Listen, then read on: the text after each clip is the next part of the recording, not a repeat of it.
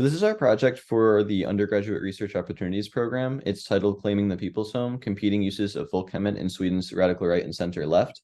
I'm Lane, this is Bex, and we'd like to give a special thanks to our faculty advisor, Dr. Kevin Degenkraus. The term folkhemmet or the people's home is a Swedish political term that has enjoyed a wide usage amongst the various political parties in Sweden, along with the development of the modern Swedish state over the past century. The term is being explored as a uniquely Swedish culture phenomenon, with both populism and collectivism being explored as avenues to account for the seemingly contradictory usage of this term by opposing political parties. In the 21st century, radical right parties across Europe have made great strides in legitimizing themselves and gaining increased influence within the political systems of many countries.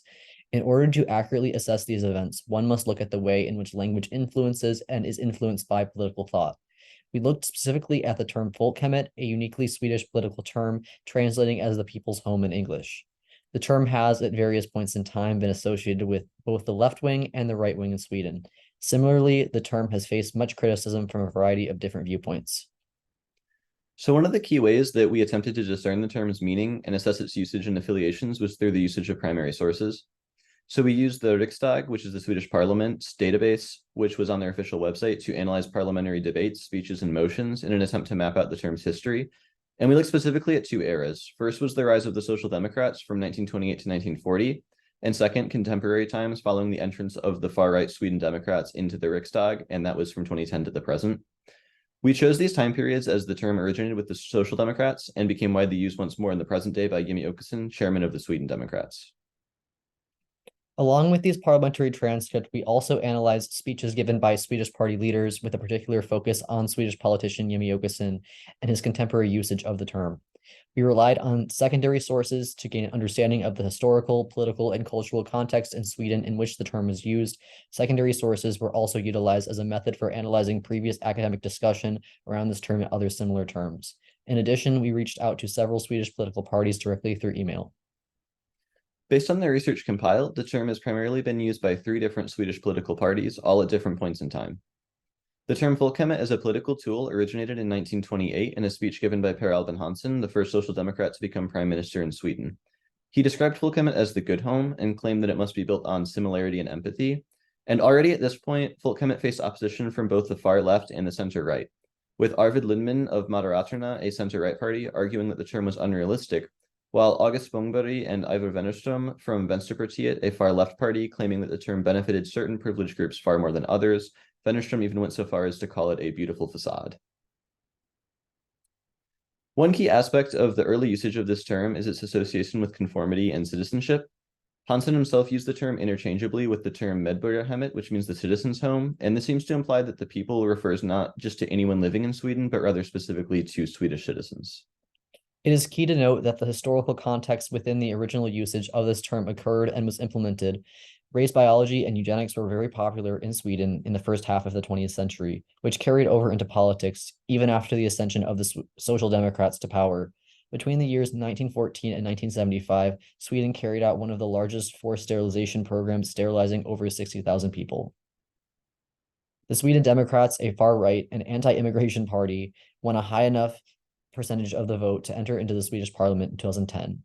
Today, they are Sweden's second largest party, coming in at 20.5% of the vote in the 2022 election.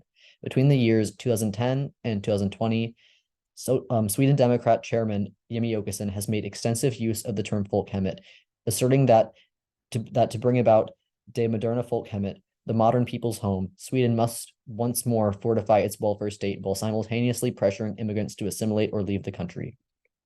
In Åkesson's speech to the nation given in 2018, he associated a rise in immigration with a rise in crime, as well as a decline in healthcare and other public services. He attempted to position the traditionally Swedish concept of folkhemmet as being directly opposed to other cultures, associating folkhemmet with feminism, healthcare, and the Swedish language and culture, while implying that those who did not conform were inherently in opposition to these things. Åkesson stated that Sweden must be a country where, quote, one first does their duty before demanding rights. Åkesson also claimed that in Det moderna folkhemmet, to be a Swedish citizen shall be a privilege, something one must make oneself deserving of. Åkesson's use of the term, while coming from a decidedly anti-immigrant standpoint, does hold many similarities to the original usages of the term by Per Albin Hansson and other social democrats. Most notably is the association between Folkhemmet and citizenship. Both Hansson and Åkesson seem to value citizenship and duty very highly. In this way, Åkesson's usage of the term could be seen as a fulfillment of the original criticisms levied against it by members of Sweden's left party. It is important to note that Åkesson received pushback from modern-day Social Democrats over usage of the term, with Social Democrat Prime Minister Stefan Löfven claiming that Åkesson was, quote, as far away as one can possibly be. A very recent development in Folkhemmet's usage has been its incorporation into the politics of Sweden's Environmental Party, a center-left party focused on climate-related issues. Since 2021, members of the Environmental Party, Miljöpartiet, have begun referring to their political platform as Det gröna folkhemmet, which means the Green People's Home. And this reflects once more the variety and interpretations of the term.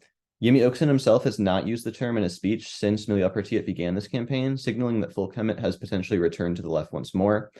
And the term has also been consistently criticized by the center-right Liberal Party in the modern day, with Jan Björklund, former party leader of the Liberals, arguing that the term belongs to the 1930s. Overall, the term's varied usage seemed to suggest that it is not inherently left-wing or right-wing term, but rather a collectivist and populist term. Throughout the many incarnations of the term, one constant factor has been the implication that its users are acting for the people with consent from the people. The primary discrepancy seems to be the disagreement over who exactly constitutes the people and how far the government should go to enforce conformity to the will of the people. We are still doing active research on this project, and with the end goal being a detailed research paper. And as of now, we plan on further investigating the links between the term and populism, as well as the role that populism plays in contemporary European politics. We'd also like to include a feminist perspective on the term, as it's been argued that the term is inherently patriarchal. And we're also in the process of reaching out to the Environmental Party and the Sweden Democrats in an attempt to interview party representatives about their views on the term. And this is a timeline that you can check out that we made covering the term. And these are the primary sources we use. Most of them are from the Riksdag website. This is a secondary source that was mentioned in the presentation. Thanks for watching.